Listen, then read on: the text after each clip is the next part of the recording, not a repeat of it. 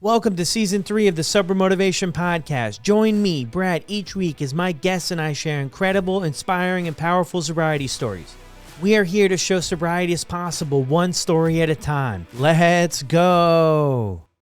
Matt Farnsworth, from broken to saved. 8 years ago, Matt was facing severe health issues, financial hardship, and even jail time after a devastating car accident. A near-death experience during that time changed everything, giving Matt a second chance at life that he embraced fully. Before this, Matt was off the booze for 13 years.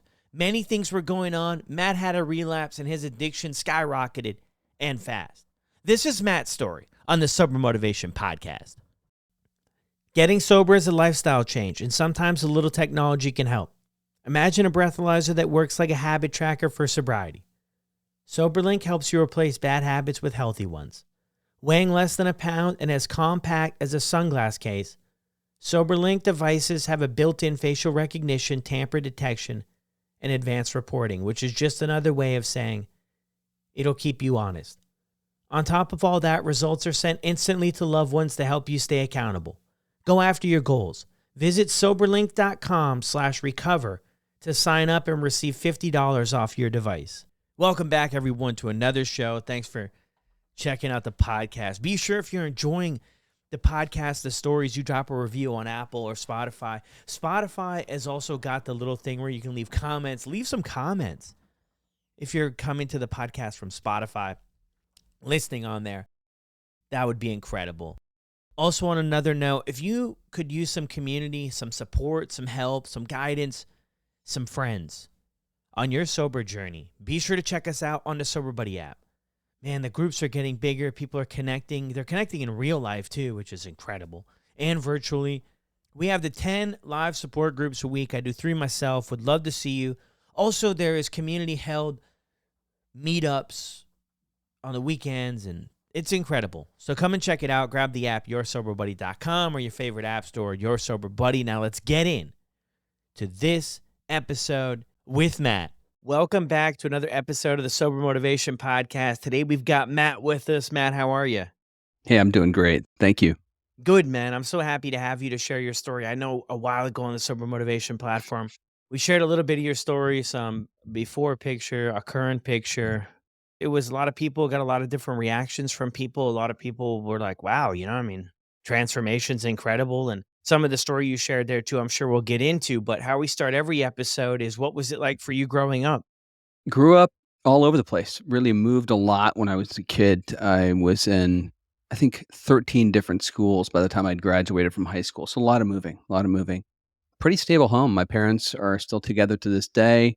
You know, they bickered as much as any parents did back then. Pretty traditional childhood. Not a lot of issues, man. Played sports, loved it. The moving was tough. Grew up mainly in the Midwest, Kansas, family in Iowa, Missouri, and ended up in Seattle and then down to LA. So I've kind of lived everywhere. Wow. Why did you move so much? My dad was a salesman for IBM. And so the old saying is, I've been moved. That's kind of how it works. They just move sales guys all over, especially if they were successful, to different locations and said, hey, go grow that practice over there in that area. So that's kind of how that went. Gotcha. Okay. So you're having to move new places and then meet new friends and all that type stuff in each place, or? Hey, you kind of just, you get the shit beat out of you in a new place everywhere you go. And that's kind of how it went, man. You go to a new place, it's time to fight. You throw down for a little bit and then you're good to go. You know how men are and boys are, they're tough. Yeah. And then you were good to go. Yeah. Yeah. Yeah. That's kind of how you made friends, like the stomping ground. Here's the new kid on the block and Yeah. you show up and then you make some good buddies. And it's very similar in each location. There's just these groups of people that come together and they're very homogenous. They're similar and the way they interact is similar, and you just sort of learn to integrate. Yeah. Okay. Gotcha. Yeah. So how was high school and everything for you? Grades wise, you were good. And you said you played sports. What kind of sports did you play? I excelled at a lot of sports. I stopped playing baseball in high school. I played soccer and football, and then I stopped the football, but mainly just soccer, and excelled quite heavily in that. I don't know how I did because I started drinking when I was 14, 15, but I managed to be able to drink and still play sports, which was incredible, and first team, all league, that kind of stuff, even though I was drinking. But our bodies are incredible when we're young and resilient. Yeah, that's the truth.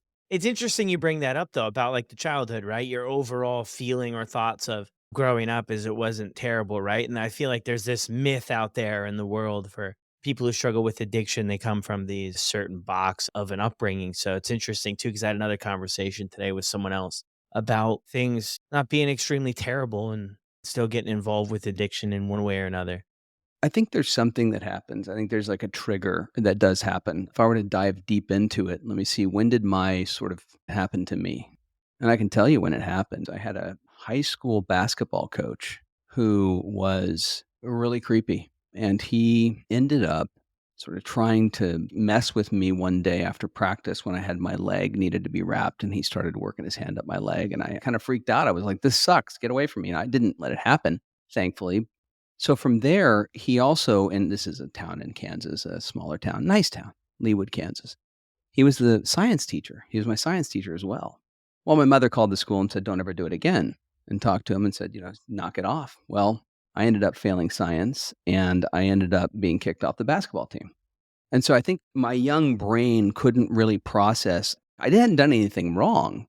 But the problem is you got these, like we're talking about, the circle of friends that you have, like when you're moving into these new locations. I'd made all these friends. They were athletic. They were in playing sports. And then we have this man who's obviously a pedophile that is preying on kids on this basketball team, these boys. And it just turned my life around. So I ended up finding new friends. And what do you think those friends did? Those friends were into drinking. They weren't playing sports. They were into getting in trouble. And so I sort of fell in with a different crowd. And I think that's really where it happened. I think I felt like I was very unhappy with that situation, I think. And I started drinking. And, one of my friends had a brother who had beers down in the basement. And we went down there and we stole the beers and we started drinking those over a drain. And we ended up throwing up. And hey, that was it. I felt great. You know what it does? It alleviates all of those stresses, those anxieties that you have. And it sort of makes you just feel nothing. You just feel none of that pain, none of those anxieties anymore. It all goes away, it just melts away. Yeah. Thanks for sharing that too, because it paints a little bit more of a picture.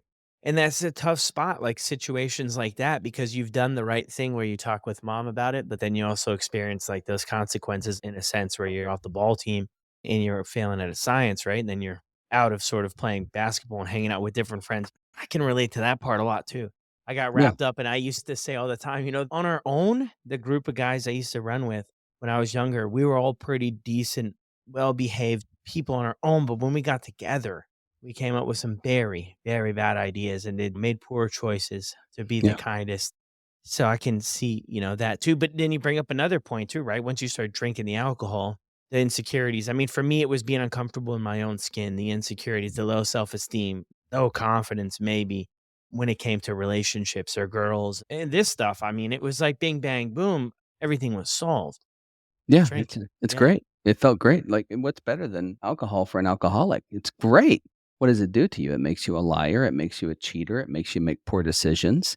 It causes you to get into trouble, possibly lose your freedom. There's so many things that happen Yeah. and causes you to black out. You do things you don't even remember you did. And I think that's the scariest thing.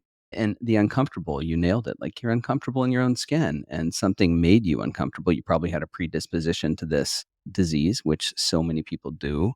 And there were external circumstances that caused you to want to use it, just like I had at that exact time. That was the time when I was forming these bonds with these, young guys and Mm. just ended up with the wrong crowd, man. And like you said, when we got together, it was really poor ideas. It was, let's get drunk. Let's go buy cigarettes. We've got mopeds. Let's take them across the state line.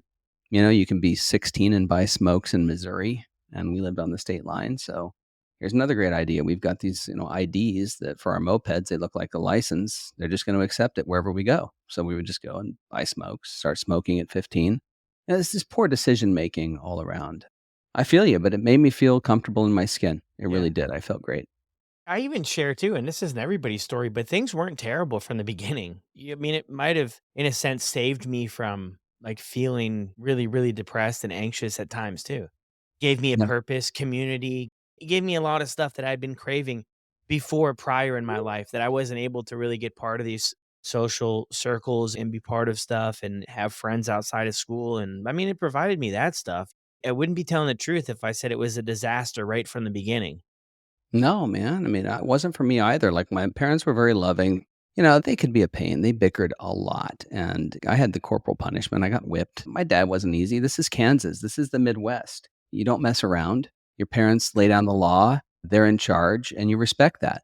And so that's kind of how I was brought up. Did that cause me to drink? No. I loved it.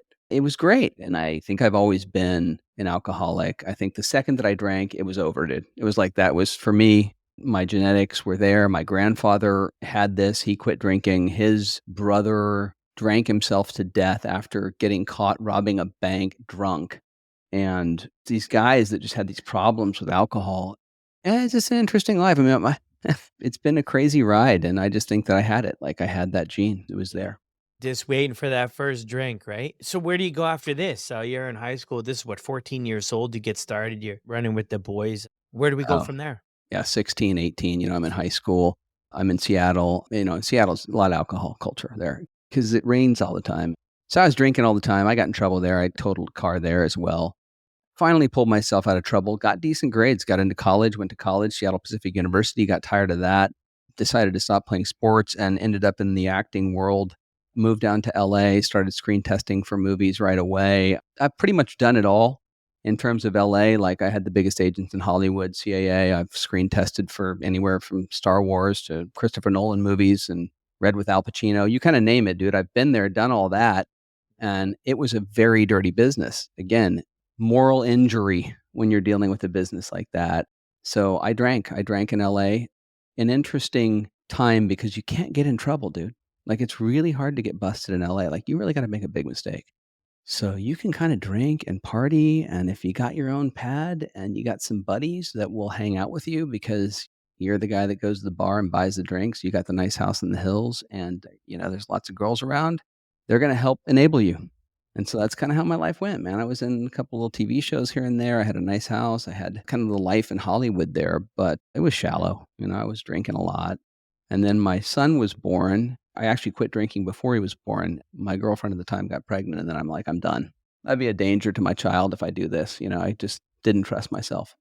And so I just went cold turkey, just stopped drinking. And I did that for 13 years. Wow. Did you do any program or anything? Any treatment? Any work on it? Or just that's it? I tried. When I first started and my son was about to be born, I tried AA, but I kind of went as sort of like a everybody be quiet card. Like I'm going to go do this just to get people to be quiet and leave me alone. And just so I can show them, yeah, I win. That's okay. Everything's good now. But my heart wasn't in it. Didn't really want to work the program. Didn't have any real interest in it. I just wanted people to see that I had gone around me and that I was making an effort. Gotcha. So I did that, but I just white knuckled it. I've got a lot of willpower, obviously, and I was able to, stay away from it for a long time. And I think in my post that you posted on Sober Motivation, which thank you for doing that, by the way, that was really cool. I think that I talked about emotional sobriety and how I didn't have it those 13 years and how it was pretty miserable. But for 13 years, Hmm. you didn't think, or maybe you did, I don't know, but did you think of like, hey, I need to explore this a little bit deeper? Because what I'm hearing here, Matt, just steer me in the right direction if I'm off, is that you were under the assumption that drinking was the problem. If I just cut out the drinking, miraculously, this is where I was too, that my life would just improve and like happily ever after things would be good. But then you realize you quit the drinking and then you just said there it was miserable. I think you said for like the 13 years, or it was tough or it was difficult. Did you ever think like, "Hey, man, there's gotta be more to this that I need to be doing because there's a reason why I'm maybe not happy even though I've given up the drinking?" Does that make any sense? Yeah, I mean, there were things that I would do. I would read self-help books. I would do some meditation. I would work out. There were things I would do to alleviate that pressure. I just wasn't constantly miserable. I had these new children that I really enjoyed, and I threw myself into that.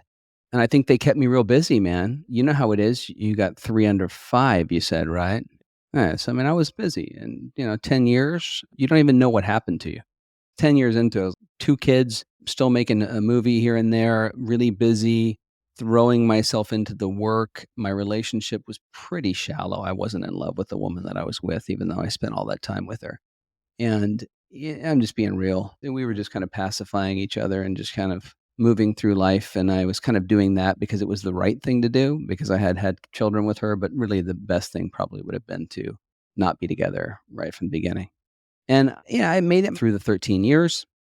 Stuff started to fall apart. And that was at about, I'd say, year 12. of us being together. And then social media happened. A lot of stuff started going on in the world, and it just got crazy. Our relationship got messed up, and alcohol, it came back on the radar. We moved into an area in Long Beach where you talk about people, places, and things.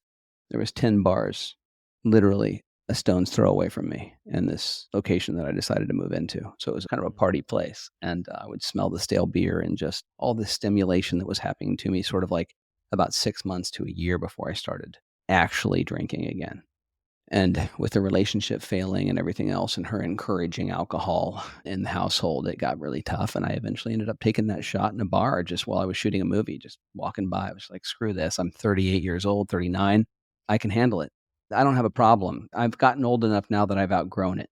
At a bar, have a shot, doing a movie. Yeah. Making a movie. They were walking by with free shots for the crew.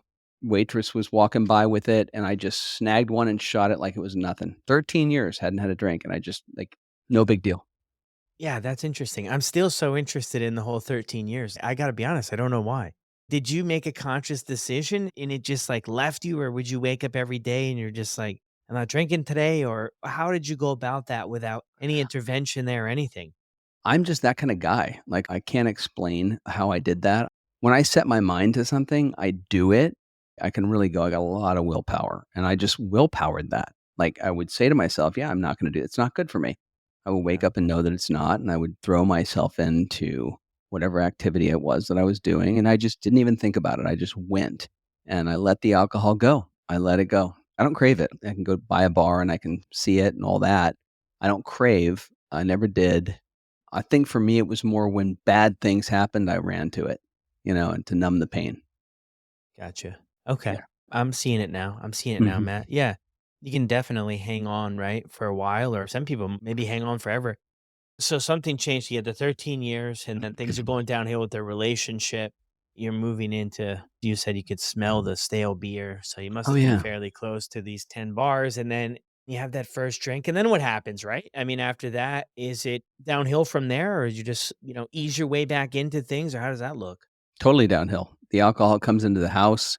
She wants it on a regular basis. Now we're drinking during the weeknights, weekends.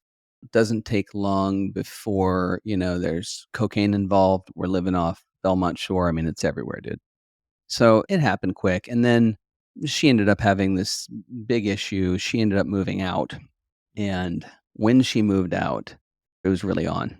I was a mess too, because what had happened is she had had an affair, and it was through social media. It was a really strange thing. And it just kind of wrecked me. It blindsided me. Like, I didn't see it coming.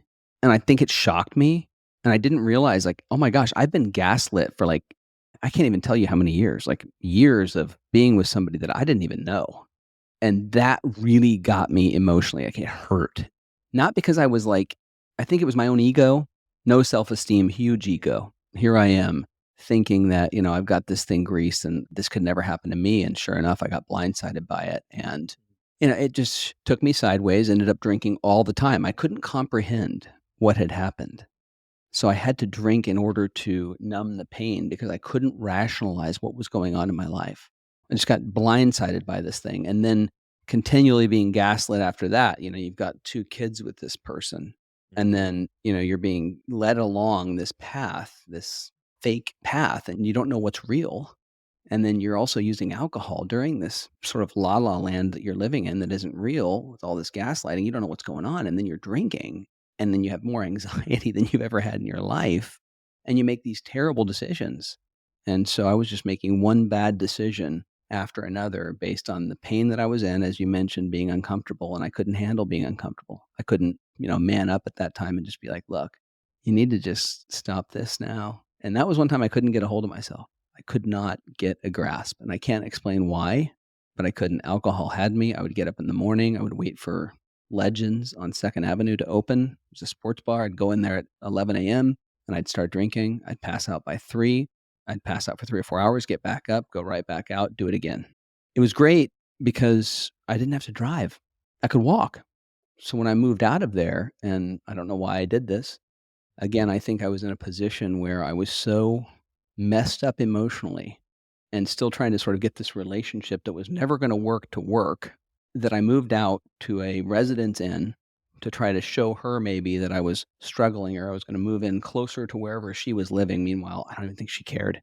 And in doing so, I'm now driving, man. Now I've got to drive to bars. I've got to drive to places to drink. And so what happened is I ended up getting in this car accident about 6 months after I had started drinking again, that one shot of tequila.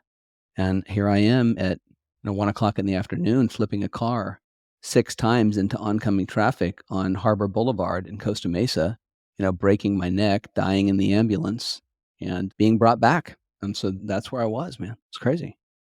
Wow. All of that in 6 months 6 months. after that one shot of tequila.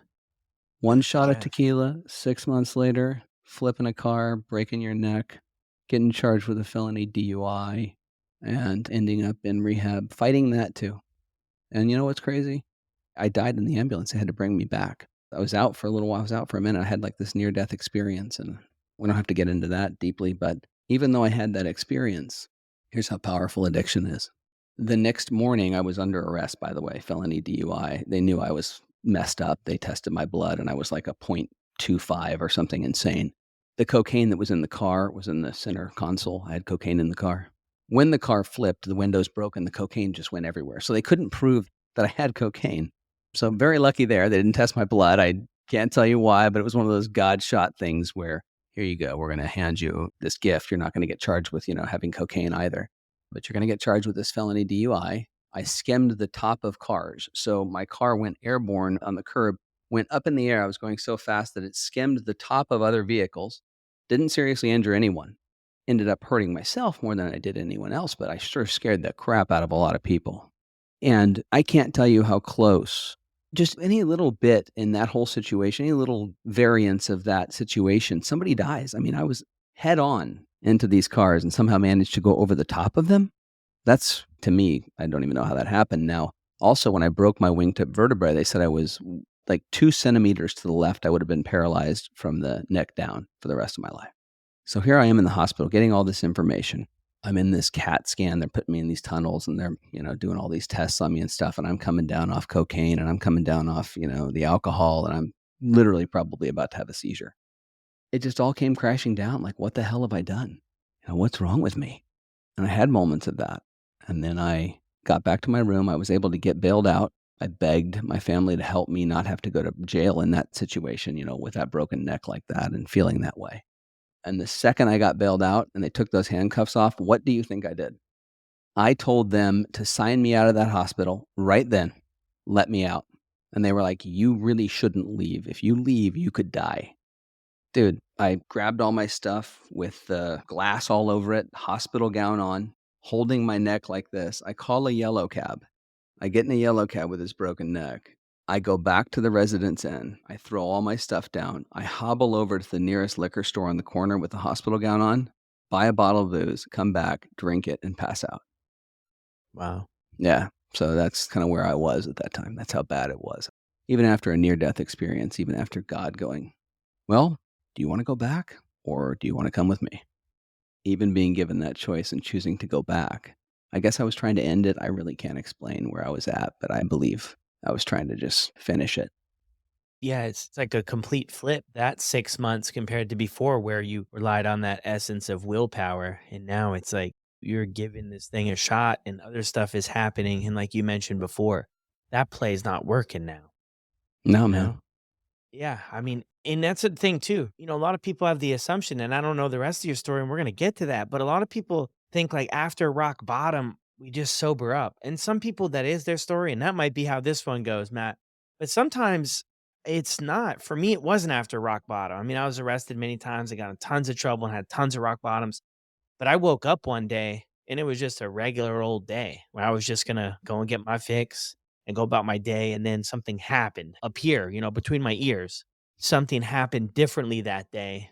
And it wasn't a rock bottom, and my world was closing in on me, but it wasn't gonna happen that day. It was kind of a slow process to where things were. But where the heck do we go from here?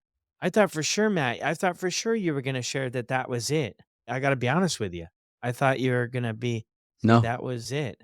I've heard enough of these stories and I have my own experience to know that it takes a lot sometimes. So where do we go after this? Oh, well, I mean, when you wake up in a hotel room and it looks like a murder took place, I mean, I couldn't get up off the bed. So I had to like slide off the edge of the bed, roll. I couldn't hold my head up without holding my neck. And with the brace off, I couldn't really do anything. So I had 32 staples in my forehead and hematomas and cuts everywhere. So when I woke up, I drank, man. I drank. So that thins your blood. There was blood everywhere. And so what happens is I think the next day, my ex, who was vindictive about this, brought the kids and said, take care of them. And so it was really a nasty, tumultuous situation. And I was very, very unhappy about the situation that I was in. It was just rough. And I fought it. I was so worried that I'd hurt somebody badly because the police won't tell you what happened.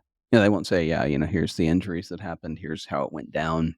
You've done this to this person. I thought I had killed someone. I knew I didn't kill anybody because, I wasn't in prison. I would have been in jail or in county or whatever. They wouldn't have let me go. And they did let me bail out. So I knew I'd hurt somebody, but I didn't know how bad anybody had been injured in the accident. And I kept obsessing. Like the affair thing got me. Like it got me on this obsessive compulsive track, and I couldn't get off of that. And then anything that would happen would compile. It would all compound. Like you mentioned, it was closing in. Your world was closing in, but not that day. It just weird that it happened to you that day. For me, the world had been closing in, and that was the day. That was the day my life just totally flipped entirely. And that's how it worked. And then from there, I finally made the call to my dad. I was like, I need help, man. I'm in big trouble. And my dad flew out. And, we talked about it for a bit. And he said, you need to call a lawyer and figure out what you're going to do because you've got a felony DUI you're charged with. Contacted the lawyer, went and met with her. And she said, you need to go to a rehab, my friend. And you need to get in there and you need to start really taking it seriously. And it needs to be a probation approved facility because there's no way you're not going to do a little bit of jail time on this. There's just no chance. And still I fought it. I don't need that. I'm okay. Like denial, bro. Like totally. Yeah, I feel Yeah. it, Matt. I mean, you almost got me convinced up to this point, man, that things are pretty good, right? This is just a little Yeah. bump in the road. But, looking back though, and this might not be the whole thing, but when I look back at all the different people who mentioned to me subtle mentions of like get help or stuff, at the time I was just deep rooted in that denial. And I was like, there's no way. When I look back, it's almost like I thought I was fooling everybody. I thought I had everybody like convinced that my life wasn't a complete dumpster fire and I wasn't completely addicted. And when I look back, Yeah. I'm like, man, people were picking up on this stuff way before I even had any idea, You were totally you know? despondent. You didn't know. You didn't know what was going on. You were living in your own world and you were the king of your own world, right? And so was I. We are like, we don't see ourselves the way other people see us. And it was sad to look back at myself and go, wow, that was me. Like, I really thought that. I knew I had a problem. I knew this was it. Like, I was a hot mess. And when they took me over to Cornerstone Recovery in Santa Ana, which is like pretty hardcore, man, it's not like this really floofy rehab, right? You're going to this probation approved facility. I walked in and the guy sat down who was the intake guy and he's like, look, I know you don't want to do this. And I totally get it. Like you're looking down that tunnel right now and there's just no light. Like you see nothing. It's just black. But he said, I promise you, there is a light at the end of that tunnel. And if you just give me 30 days, you'll start to see a little bit more of it. This is not the end of the world. You just need to give us a little bit of time. And I was like, no, thanks, man.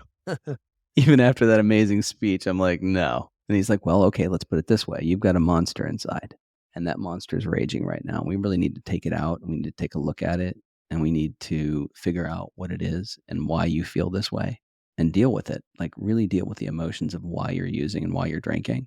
And then we need to cage that monster back up, put it back inside. We need to shrink it down first, and then cage it back up and put it away. It's always going to be there. You're never not going to have this disease, but at least we can make it manageable and we can make you feel better. And I was like, okay, I can maybe deal with that. Maybe that's a solution because up until this point, when you and I talked about it, I went 13 years without drinking. So I thought I can just do it again. I'm always going to go back to it. That's the first time I thought, well, there's got to be a reason for this. I mean, there's got to be a reason why I went back to it and why I couldn't control it. I must have something wrong with me emotionally. Yeah. So that analogy worked. I like that. No, that's beautiful. And you mentioned too, I know in some of your content stuff I've seen, it seems like every other time I see it, you're speaking on this emotional sobriety part of the journey. And I think maybe that's what you alluded to, that you were not fully engaged with during the first 13 years, but have looked at that differently now. What does all of that mean to you? Well, I think there's a darkness that we all have, a really deep, dark place that we're really afraid to look at. But until you look at that and you understand just what kind of savage you can be, which I can be a complete savage, just a nut. But until I understand that and I go and I look at it, I'm never going to be able to manage it. Like, really, what are my deepest fears? What am I really afraid of? It can be embarrassing to really look at yourself that way and think about all of the embarrassing things that you do and really shine a spotlight on yourself and look at yourself in a real granular way under a microscope and those really dark feelings. But when you start to do that, you understand yourself better. I was just opening up the door to those dark feelings and that dark person by, feeding it alcohol. It just unleashed it, right? Because I didn't understand it. And once I sort of got in there and said, there's a lot of things I'm afraid of. I'm really insecure. And it started to open up that window to my insecurities, what I really felt about myself. And once I could start to manage that and say, I don't really like myself very much. And I think in recovery, we do that. We say, wow, I don't care about myself very much, obviously, because I do all these terrible things that, harm me. And I guess I'm just defunct in some way and I need to fix that. So that's kind of where I go with the emotional sobriety is until you fix that part of yourself where you really dive deep into those emotions that are primal and understand who you are. How are you ever going to be able to manage it? You're just not. It's always going to be scratching, to get out. Yeah. Wow, that's deep, man. How did you begin to work on some of that stuff, those insecurities, like in your own life? What were the first steps after it's like, hey, this is the awareness. I see what it is. Like, is it healing those areas or where do you go next? I think it's really self-reflection and being honest with yourself when you start to make that inventory and you're in recovery and you say, wow, I did these things. How fearless can you get? How far can you go? What can you admit? Not just to another person. I know we do that in recovery, but to yourself. Even when it comes down to like, what are your fantasies? I mean, there's weird stuff that people go through, like not only your fears, but your fantasies and your dreams and what have you not realized? There's just so much going on and so much to unpack. So I started sitting down and really writing about it and trying to understand what the heck was wrong with me. I went some dark places. I went to some places that made me really feel like I wasn't a very good guy and I needed to change. And I think that happened with that near death experience too. I think that had a profound effect on me later on.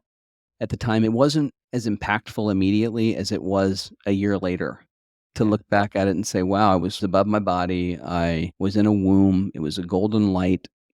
I heard a voice, but it wasn't a voice. It was just a knowing. It was transcendent. It was completely otherworldly. And that is not doing it justice. There's no anxiety, no pain. You feel no stress. Everything of this world is removed. And it's the best feeling you've ever had in your life. It's the best high ever. And a terrible way to, make an analogy on that, but that's how it feels. That kind of catapulted me into being able to say, I can look at the darkest sides of myself now and say, I'm not immortal. I'm going to die. That's going to happen. The people around me are going to die, potentially, hopefully not. I don't have to watch that happen. My kids, my spouse, like that kind of stuff. But if I do, what am I going to do? Am I going to continue to keep running back to drugs and alcohol every time something bad happens? So until we deal with those emotions, how do we manage it, man? That was my problem. And every time something bad happened, I wanted to feel comfortable. I know you mentioned you were at the bars and stuff there a lot. Did you do a lot of drinking outside of the house or both or? Both, you name it. I mean, I didn't stop. Yeah, you didn't Yeah. stop because you were at home. I don't know how some people afford to do it. I mean, to drink at the bars all the time. I mean, I could never afford to do that when I was younger. But yeah, man, that's powerful too for the stuff you work on. And that was that experience. When did you have all of that experience? Like, was that when you were at the hospital, or do you know any of that? Or is that right when you had the accident, or how'd that all play out? Yeah. The accident happened. I flipped the car 6 times. I didn't have a seatbelt on. I broke the windshield with my forehead. And then I managed to crawl out of the vehicle and kind of push it off of me. And the firemen said they were trying to stop me. They were like, stop. We need you to stop. Like they were running toward me and they said I just fell and my face hit the ground and I was just covered in blood. And the ambulance is when they had to paddle me back. So I don't remember a lot of that, but I remember as I woke from that state that I was in, it was like a movie, like a whoosh, and you just see the lights and everything break apart, and then you move back down, and it's like streaks, and then instantly you're in chaos. People are around you, they're cutting your clothes off. They're just everywhere. It's madness, and you feel the pain, you feel all of the really serene feelings. serenity is immediately vaporized. It's just awful. You're thrown back into this world and the torment. And so I felt both. So I felt that real serenity in my life, and it's a different world, man. It's a different thing. Wow. So how have things been? I know we talked a little bit off the air before, 8 years since all of this, right? Mhm. Which is incredible. We got a little smile out of you there on that, Matt. A little smile for that 8 years. I know, dude. I'm so serious, right? My life is awesome, man. It is truly awesome. I don't think I knew who I was in my younger years. And once I got sober, like really sober, and I went into rehab, I started to care less about what people thought of me in a good way. I started to care less about money. I started to care less about material possessions. I started to care less about power. I started to care less about fame. I was in a world that was all about that. And when I started to let go of all that crap and just say, what really matters is the relationships that I have around me, the people I have around me that I care about, and myself, taking care of myself so that I can be there for others when I need to do that and really helping others. Like, how can I start to help other people? And I think that is where we flourish. And that's what I learned in recovery is helping other people. And so I feel great doing that. I started personal training people and, got certified to do that. I was so into the bodybuilding post recovery. It kept me sane. It was like my go-to, man, because it just handled that dopamine, that rush that I needed. And it was also a bit of an addiction. I'll be honest, the cross addiction happened, but it happens. And I'd rather have it happen with something that's not going to put me in prison or, cause me to harm people.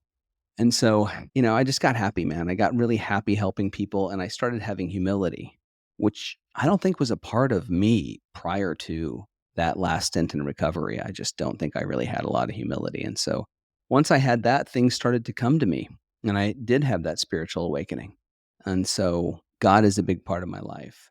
I've been there. I know what's on the other side. I get it. So now every day I'm just really grateful. I have been since that all happened. And I've been handed a wonderful life, a wonderful career that I never would have imagined I would be doing, helping people online, like Instagram, making content that I enjoy. I use my filmmaking skills from back in the day to make kind of fun content, and met a new woman, married a new woman, ended up with full custody of my kids, moved to a different state. Like everything you hear about in recovery that happens when you do it right happened. Yeah. A life beyond our wildest dreams, they say.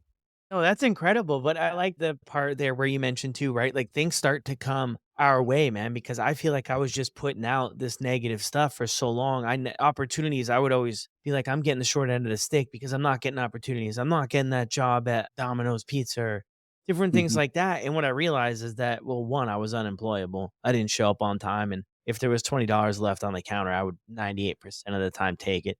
So I Mhm. wasn't employable. That was one, but I wasn't putting out good stuff. And then when you start doing what's right, the next right thing, next right thing, next right thing, I noticed that too in my life. Things just started happening. I just didn't really expect, to be honest. I didn't really expect things to start to get better, maybe as they did. Yeah, but those are incredible things, right? Yeah. Well, you're making really cool content. You're doing it for a reason now. And now look what happens to your life because you want to help people. Like, I think the essence of where we start from was maybe wrong because when I start with alcohol, all of my goals and everything that I want are going to be corrupted. And now that I don't have that and I can reassess how I need to sort of start where my core values come from, if I can realign those, and I'm not about the money, I'm not about the drugs, I'm not about the women, I'm not about the fame, I'm not about the, all that stuff. If I can get rid of the materialism and I can have a center around God, around spirituality, a higher power that is greater than myself, then I can learn to have some humility. And once I have that humility, I can then accept those things that come to me that I normally would turn down. Because I turned down a lot of stuff early on that would come to me that were doorways into opportunities, but because I was too good for it, I wouldn't do it. And then I started to take those opportunities, albeit they were demotions. But now I had the humility to take that demotion. And where did that demotion lead me? Into promotions, you Yeah. know? Is that just a Hollywood vibe though? Like it just sounds like everybody wants to be the top dog. Like I'm just imagining, I've never been. I mean, I'm far from Hollywood here, Matt. But I mean, to get to the top, right? We see a lot of this stuff. Like it's a bit scrappy. I think it's a bit scrappy. And maybe that stuff carried Yeah. with you. Oh, it's an ugly world. I mean, I could tell you stories that would curl your toes, about why I'm not in certain things and other people are. It's Yeah. incredible. It's a really long laundry list of ugly stuff. But what happened to me was I stepped out of it. I started doing personal training. And then, my dad was like, hey, I know you do video. Do you want to do some video for us for this company that I'm working with? Yada, yada. I was like, yeah, sure. I'll write a corporate video. It sounds really boring. I don't want to do anything corporate. I'm too cool for that, man. But because I had had recovery, I was like, I'll do it. I'll do it. This is painful, but I'll do it. And I did it. And then I kept doing it. And then that company that he was working with said, can we just be one of your clients? And can you help us with these other things? And then I started to see avenues of digital media where they needed to do work. They needed to up their game and they needed to create content that was relevant and that mattered. And so I started doing that work for them. And then I ended up with a marketing agency. And then that company ended up being bought by Transamerica. Well, Transamerica ended up seeing the work I did, and then they wanted to hire me as the director of the digital experience at the corporation. So things do happen like this. You do end up totally different world than you were in before. I mean, now I work in digital marketing job at a corporation that works in the retirement sector versus Hollywood. How weird, but that's where recovery took me. And I do all this other stuff too, which is the sobriety stuff you see that I post. But the humility took me there, and I couldn't be happier. It's fantastic. Yeah, no, that's beautiful. Yeah, and the other stuff too on Instagram, and I mostly see it on Instagram. I don't know if you have it other places too, but yeah, it's good stuff. It gets you thinking. It gets you thinking about things. Yeah, it's incredible. I really love that we connected, man, with that story. I can't even remember how it all came about, but I maybe saw it somewhere or we connected, but I'm so glad we got to share that because it really seemed to connect with a lot of people. It also furthers the mission of the whole sober motivation thing. It's about sharing stories in hopes to give others the permission to do the same. Maybe let others off the hook in a sense that no matter how far down we've gone, there's always a way out. Like if you're alive, you can still find a way out of being addicted or whatever is going on in your life. And I think with your story there and what we heard now, I mean, you were gone for however long. I don't know how long, but when you were in the ambulance and you're here on the podcast right now, you can truly make a comeback from anything. So I just wanted to say thank you too for letting me share that when we shared it. Oh, hey, the thank you is really for you. You're doing a great job online. I mean, I just get chills when I think about it because you're doing so much good work for people.